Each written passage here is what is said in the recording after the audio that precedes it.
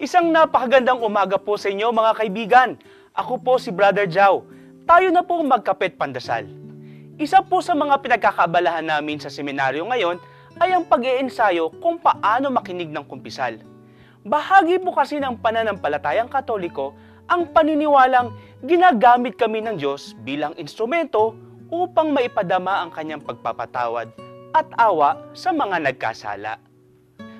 Exciting po ang mga ensayo namin kasi pinagsasama-sama namin ang mga komplikado at kung minsan malala at mga kahindik-hindik na mga kasalanan.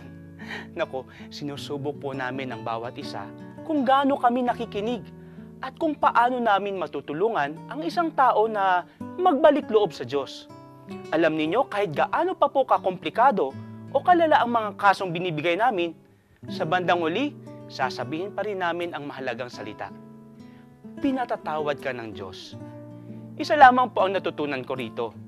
Wala pong malaking kasalanan na hindi kayang patawarin ng Panginoon. Ulitin po natin mga kapamilya. Walang malaking kasalanan na hindi kayang patawarin ng Panginoon. Sana ay matandaan natin ito. Malawak, mataas at malalim ang kanyang awa at pag-ibig. At kaya tayo nitong kupkupin. Naghihintay po siya ngayon sa ating pagbabalik loob. Kaya't manalangin tayo.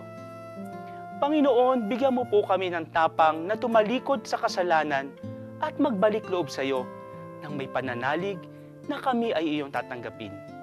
Amen.